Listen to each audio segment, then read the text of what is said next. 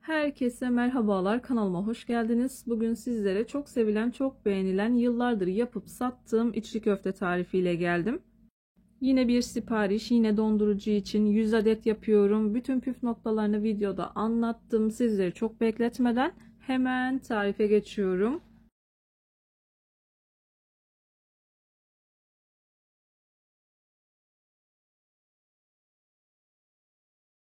Tarifime ilk olarak içini hazırlayarak başlıyorum. Dilerseniz akşamdan da hazırlayabilirsiniz. 1,5 kilo kadar kıymayı kavurarak başlıyorum. Yavaş yavaş kavrulurken bu aşamada tuz ekliyorum. 1 yemek kaşığı kadar eklemeniz yeterli olacaktır. En sonunda tekrardan tuzu damak tadınıza göre ayarlayabilirsiniz. İyice kavuruyorum.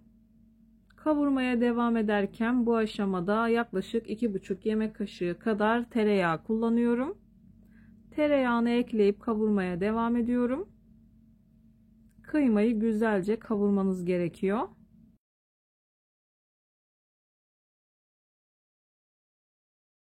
Kasaba içli köfte hazırlayacağınızı söylerseniz ona göre hazırlayabiliyor ama birçok kasap da bunu bilmiyor. 1 kilo tranş çektirip yarım kilo kadar da döş karıştırın. Döş yağlı olduğu için çok fazla karıştırmamasına dikkat edin.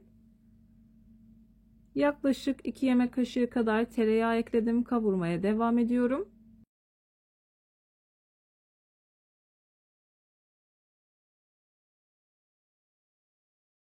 Malzemem çok olduğu için kıymayı ayrı kavuracağım, soğanı ayrı kavuracağım. Dilerseniz daha az bir ölçüden yapacaksanız da kıymayı kavurduktan sonra soğanınızı ekleyip kavurabilirsiniz.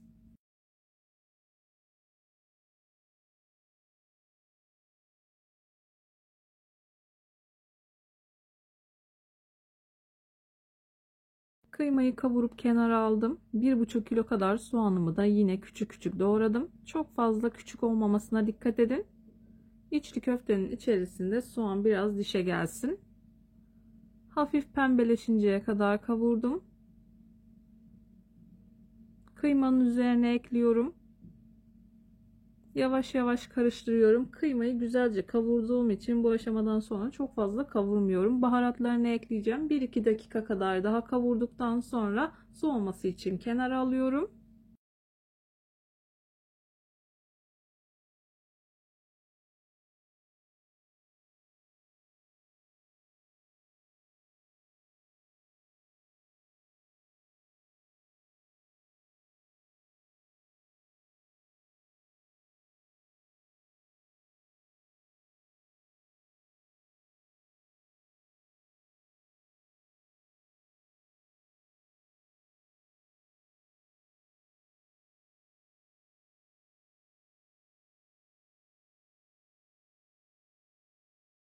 Baharatları için ben tuz, pul biber ve karabiber ekliyorum. Dilerseniz başka baharatlar da ekleyebilirsiniz. Yöreden yöreye farklılık gösterebiliyor. Ben lokanta usulü hazırlıyorum. Sizler dilediğiniz gibi nasıl damağınıza uyuyorsa o şekilde hazırlayabilirsiniz.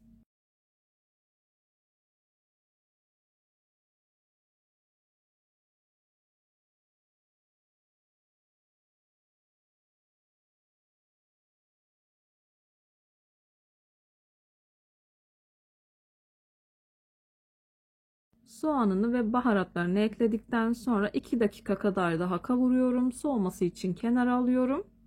Bir gece öncesinden hazırladım. Dış harcı için 1,5 kilo çiğ köftelik bulgur kullanıyorum. Köftelik değil kesinlikle. Çiğ köftelik bulgur ekliyorum. 2 bardak kitel bulgur ekleyeceğim. Eğer elinizin altında yoksa kullanmayabilirsiniz. Aynen çiğ köftelik bulgurla 2 bardak daha ekleyebilirsiniz. 2 bardak irmik kullanacağım. Yine vakumlu ince bir irmik olursa çok daha güzel oluyor.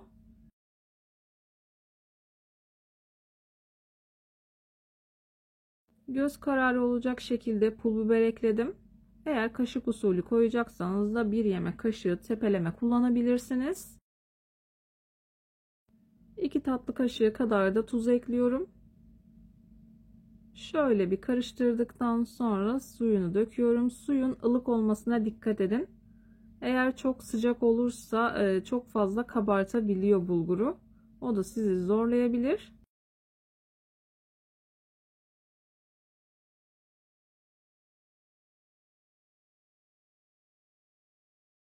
2 bardak da irmiği ekledim. Güzelce karıştırıyorum.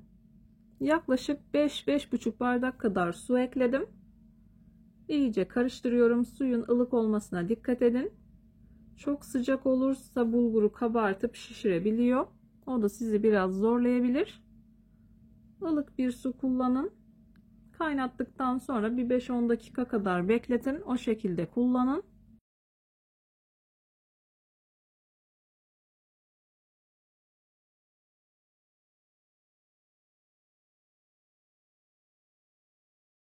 Kaşık yardımıyla güzelce karıştırıyorum. Bulgurların kuru kalmamasına dikkat edin.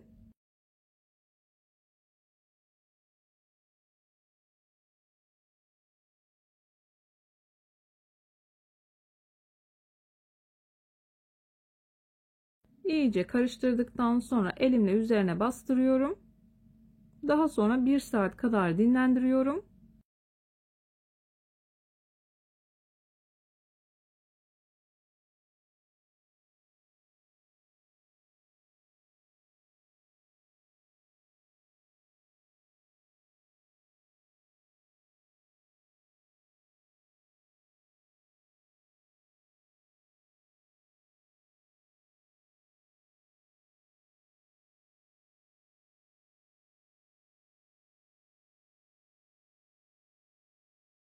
Bulguru 1 saat kadar dinlendirdim.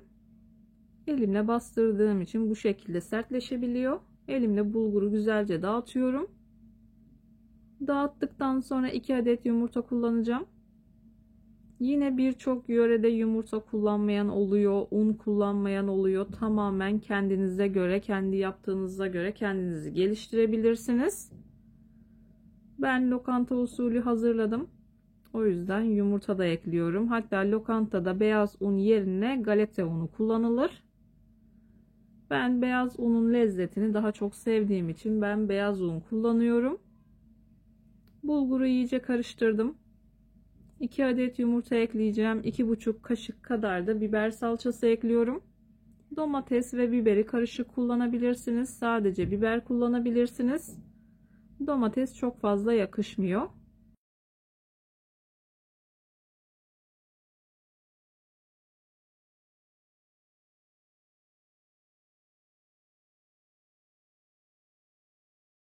Yumurtayı ve salçayı güzelce yediriyorum. Bu aşamadan sonra elimi az az ıslatarak yoğurmaya başlıyorum.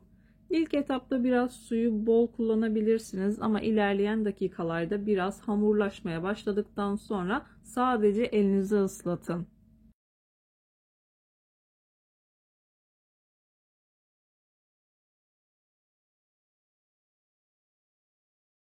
İçli köfte yaparken eğer suyun kıvamını kaçırırsanız toparlamakta çok zorlanırsınız. Tekrardan toparlanması çok güç oluyor.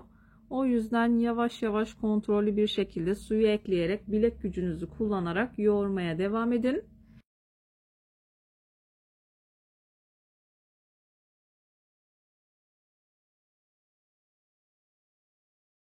Ben yaklaşık yarım saat 40 dakika kadar bir sürede tamamen içli köfte hamurunu yoğurmuş oluyorum. Ama yine dediğim gibi bilek gücünüze bağlı olarak bu süre uzayabilir.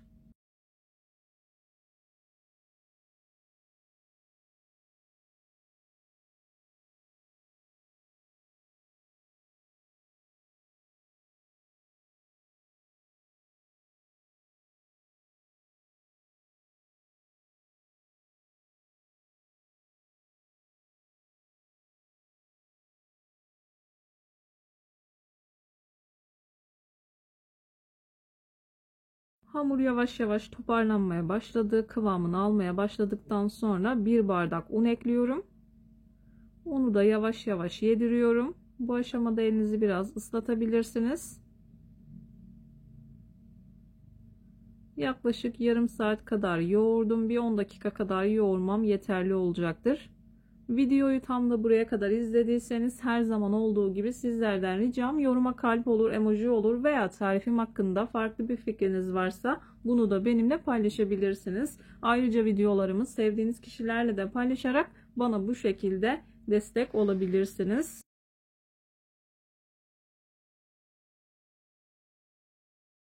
İçli köfteyi yapmak da, tutturmak da, açıp kapatmak da zor oluyor. O yüzden biraz ayrıntılı bir video olsun istedim. Hamuru nasıl hazırlanır? Kıvamı nasıl olmalı? Hamurun sertliğini görüyorsunuz. Kıvama bağlı olarak yumuşatıyorum. Elime de yapışmıyor. Yoğurduğum leğene de yapışmıyor. Ben normalde çiğ köfte tepsisi kullanıyorum. Genelde birçok yorum aldım. Leğende de olur mu diye. Leğende de gördüğünüz gibi oluyor. Yeteri kadar yoğurdum. Hamurunu kontrol ediyorum. Eğer istediğim gibi açılıyorsa hamur olmuş demektir. Çok güzel bir şekilde açıldı. Diğer malzemelerimi de aldım. İçli köftelerimi hazırlamaya başlıyorum.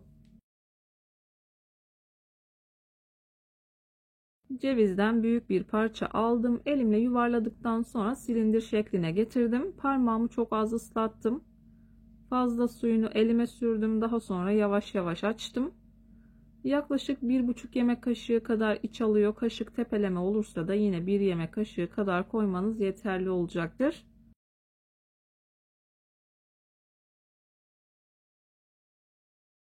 İçini koyduktan sonra kapatırken de yine elimi az az ıslatıyorum.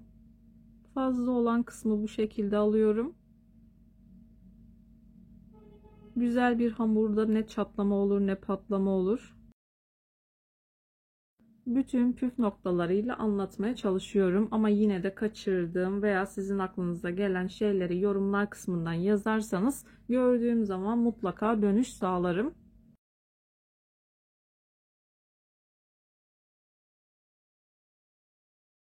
İlk defa deneyenler için ve öğrenmek isteyenler için bu aşamayı çok fazla hızlandırmamaya dikkat ettim. Elimle yuvarladım, silindir şekline getirdim. Parmağımı çok az ıslattım. İlk etapta elime sürüyorum. Daha sonra bulguru yavaş yavaş açıyorum içli köfteyi. İstediğim inceliğe geldikten sonra içini koyuyorum. Elimi tekrar çok az ıslatıyorum, kapatıyorum. Tepsiye diziyorum. Dondurucuya koyacaksanız tepsiyle birlikte donduruyorum. Daha sonra buzdolabı poşetine veya paketlere alıyorum.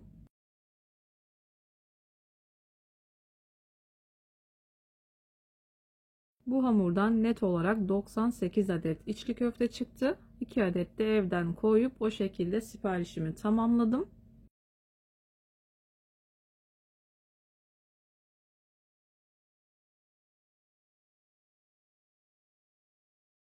Videolarımda yapmış olduğum tariflerin elimden geldiği kadarıyla püf noktalarını vermeye çalışıyorum. Ama yine de aklınıza takılan herhangi bir şey olursa yorumlara yazarsanız gördüğüm zaman sizlere dönüş sağlarım. Yine aynı zamanda videonun altındaki açıklama kısmına malzeme listesini tam not olarak ekleyeceğim. Dilerseniz oradan da bakabilirsiniz.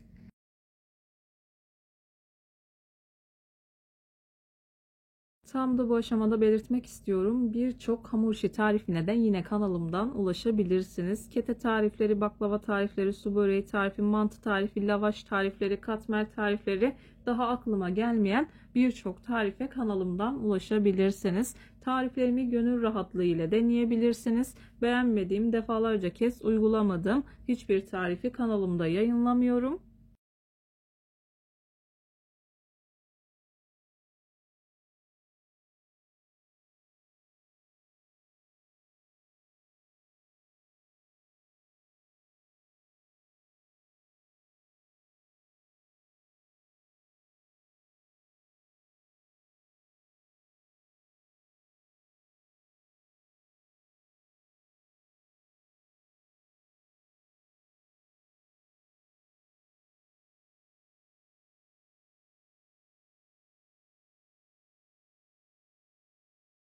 Meraklısı için ben içli köftelerimi hazırlamaya devam ediyorum. Sipariş olduğu için doku testi yapmayacağım. Diğer videolarımdan dilerseniz bakabilirsiniz.